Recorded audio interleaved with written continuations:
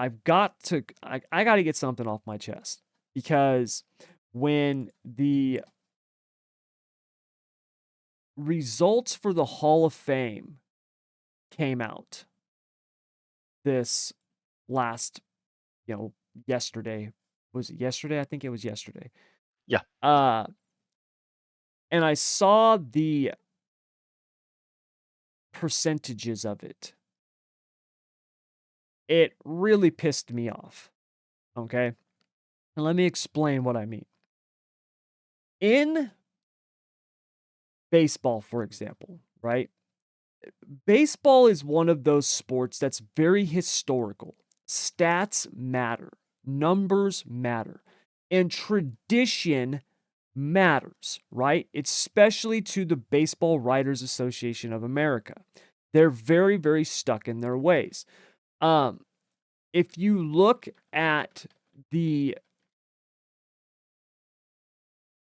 players who have been voted in baseball and the percentages that they got in terms of, right, like how many people voted for them, how many people didn't, it's insane that we've only had one person, one player who has been a unanimous Hall of Famer in Major League Baseball. That one player was Mariano Rivera. Mariano Rivera was without a doubt the most dominant closer we've ever seen. The dude threw one pitch, you knew it was coming, and you could not do anything with it. The only time the man looked human, there was actually two times that he looked human. Once was against the Arizona Diamondbacks back in, I believe it was 2001. He got hit and the Diamondbacks ended up winning the World Series, right? The other time was against the Red Sox in that famous series where the Red Sox came back from being down 3-0 in the series. Rivera came in a couple of times. He was on little to no rest, was pitching way more than he had ever pitched in terms of closing out games, was asked to do 2-inning saves on these different things. And he got knocked around a little bit. And that was it. Those two, and keep in mind, he got knocked around by what was probably the best lineup in baseball, right? You could make the argument that it was the best lineup in baseball at that time. Every person on that Red Sox lineup could hit. I mean, it was insane, and they could hit with power. But that guy is the only unanimous inductee in the Hall of Fame of Major League Baseball. To me, when it comes to the Hall of Fame in any sport, it's very, very simple. The way that we complicate things, the way that we do stuff is idiotic. It's moronic. Now, I understand that you can't have, right, if they want to frame it this way. I understand that you can't have years where you've got 12 people going into the Hall of Fame and then the next year only 2 because of eligibility. I get that. So I understand, hey, look, we can only have X number of people on, right, this year each time. Therefore, those that get on and those that don't will be moved to the ballot next year as long as they meet certain criteria and can try again. I understand that. I'm fine with that, right? Like I said, you can't have, 10 people one year and then next year it's only 2 people because you only had 2 people eligible. So I understand that. But to me, it's very simple. It's black and white. You are either a Hall of Famer or you are not. Period. There's no other discussion. It's not, hey, this guy should make the Hall of Fame this year because, well, his competition's not very good. That is a stupid argument. You're either a Hall of Famer or you're not. Mariano Rivera in baseball, Hall of Famer, right? Period. End of discussion. Babe Ruth, Hall of Famer. Derek Jeter, Hall of Famer, right? Like, you just go down the list. Now, you want to, with baseball, get into the whole steroids and all that stuff like that, then you can open up the discussion. But in terms of their voting, they're Hall of Famers or not, right? That's all there is to it. And this idea that these nerds have right? With the whole Baseball Writers of Association of America, this whole thing where some jackass thinks like, well, I'm not going to vote for this guy because I don't think that anybody should just be a unanimous vote, is stupid. And these guys who think that they can just like wield some power that they have just because of what they think is right drives me nuts. And we just saw this with the NASCAR Hall of Fame. To the people who did not vote for Jimmie Johnson and Chad Knaus, you are absolute morons. You are idiots. You're jackasses. You should not be allowed to vote. That's all there is to it. I don't care if you're like, oh, well, actually, I thought that Harry Gant and Ricky Rudd should get on, but okay, great. That's fine. Vote for him next year. You cannot make an argument that any of those guys, Carl Edwards, Ricky Rudd, and Harry Gant, even if you took their careers and combined them, it does not equal a fraction of what Jimmie Johnson does. And you guys, I'm not a Jimmie Johnson fan. I was not running around with a Lowe's 48 shirt on when the dude was racing. Okay? I was not a Jimmie Johnson fan. I respected the hell out of what he did because what he and Knaus did was, it'll never be duplicated. It'll never happen again. I feel confident that when I'm on my deathbed, right, someone's not going to come to me and say, hey, remember how you said no one would ever repeat what Jimmie Johnson and Chad Knaus did? Well, they just did. Right? I don't think it'll ever happen again. They continuously changed the championship format, the point system, because of Jimmie Johnson, and the dude kept winning. They made changes to the car. It did not matter. Chad Knaus figured it out. They were the most dominant tandem we've ever seen. Think about that we've ever seen. Dale Earnhardt was my man. That was my man. That was my hero when I was a little kid. The first time I saw Dale Earnhardt drive, I was a fan, right? I talk about being a big Harry Gant fan. I was a huge Harry Gant fan. Being a little kid, watching them races on what used to be called, TNN, the Nashville Network, right? Watching Harry Gant slide the car around on the high side I used to love that, man. I loved it, right? It was amazing. Harry Gant and the Skull Bandit car, loved it, right? But Dale Earnhardt was my man.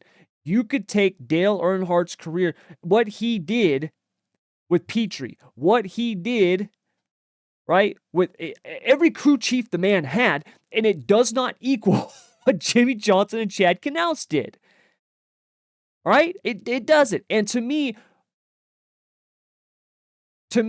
and obviously this is subjective, it's my opinion, I think Earnhardt's the GOAT. But if you think Jimmie Johnson is, you cannot argue against that. And I can tell you right now that if I'm being honest with myself, I would be like, oh, God damn it, it's probably Jimmie Johnson. All right? If you look at the competition, you look at what was going on during his era, who he was racing against, and what they were doing, it's not even, there's no question that every single voter, to a man or woman, should have just checked the box next to Jimmie Johnson and Chad Knaus. That, to me, is the definition of a power-tripping moron who thinks that they have some kind of power with their vote and they're going to take some stance or make a point. I've seen people out there be like, well, it's not that big a deal. They still got into the Hall of Fame. No, it is a big deal. It is a big deal. It's 100% a big deal. It matters because, like I said, you are either a Hall of Famer or you are not. It's that simple. And for Jimmie Johnson to not be unanimous, I think it is. It's a crime, man. Like, I don't get it. I don't understand how somebody can do that. How you can make that case, that argument, and say, oh no, 7-time champion, won 5 straight, right? Tied Earnhardt and Petty for championship, did something that we never thought was possible, right? Chad Knaus revolutionized that that job as crew chief, right? Took it, did what we thought nobody could do, right? I talked about Evernham and Gordon. I mean, they're one of the greatest what ifs in all of NASCAR. Had they stayed together, what could we have seen them accomplish? Well, guess what? Knaus and Johnson did it.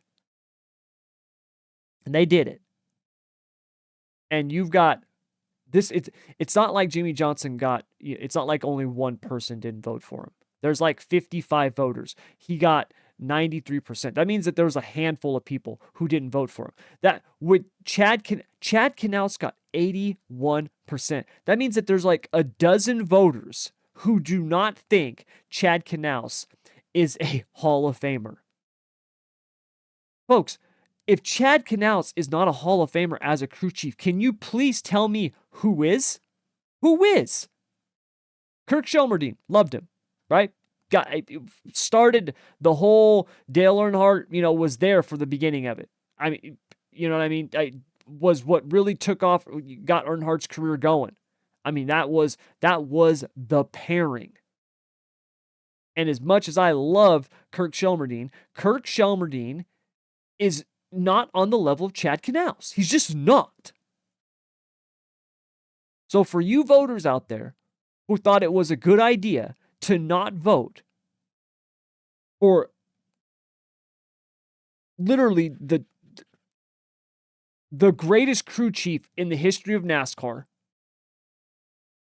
both knowledge, resume, stats, innovation, however you want to say it. And then also the driver who literally, you can make the argument, is the greatest to ever sit behind the wheel of a NASCAR Cup car in the modern era. For those of you who did not vote for them, just shame on you. How do you look yourself in the mirror and be like, oh yeah, that's the right decision? Because that's a clown move. Keith, what are your thoughts on this? I don't understand how somebody suit and tie every day, sit behind a desk, and probably has never watched a NASCAR race can even have a vote, right? Like, I don't get it, man. It makes no sense. It doesn't. It doesn't. When you have a guy that broke the records that he broke, not only him, but his crew chief, and you vote no, yeah, it makes you wonder. It really makes you wonder.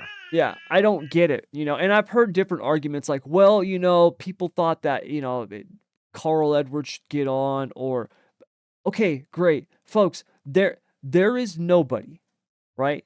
You cannot make the argument. Like I said, you could take Rudd, Gant, and Edwards and combine their careers. It does not equal a fraction of what Jimmie Johnson did. Absolutely not. It doesn't. Anybody with common sense within racing knows that Jimmie Johnson has accomplished a hell of a lot more than Carl Edwards. And I'm going to be brutally honest, if Carl Edwards doesn't get in and say him and Denny Hamlin's on the ballot, I think Denny still has the edge over Carl without a championship. Yes. Yep. I mean, the whole voting system's stupid. It's dumb because when you look at what it just pisses me off, man. Right? Like Dale Earnhardt Jr., right? When he got in 2021, okay? Dale Earnhardt Jr. had an amazing career by all, he didn't win a championship. You can make the argument that 06 was the year that he should have won the championship. Obviously, there was the penalty for what he said after Talladega and, all this other stupid stuff, whatever. But bottom line is he didn't win a championship. He won 2 Busch Series championships back to back. He had a great career, won the Daytona 500 twice, right? Had, a bunch of wins. Obviously, you can look at it from the ambassador part of the sport and like the figurehead of the sport, where he was most popular driver, like a dozen years, 15 years or something like that. Great career, right? Matt Kenseth, another one. Great career. Okay. Was a champion, right? Like always competitive. Okay. Those guys are Hall of Famers, right? They're Hall of Famers, okay? Jimmie Johnson, okay? If you took Dale Earnhardt Jr.'s career and Matt Kenseth's career, if you took both of them, combined it into one, and then doubled it, it does not come close to what Jimmie Johnson did. It doesn't come close. So I don't even understand how this is possible, other than the fact that it is like what I said at the beginning. It's some jackass thinking that he has some kind of power and control and is going to either make some statement or preserve some ridiculous, historical, well, nobody should be. It's stupid. It's absolutely stupid. And to me, if there was ever a litmus test as to whether or not you should be a Hall of Fame voter, it was this year with Knaus and Johnson. Because if you didn't vote for him, like I said before, you're a clown.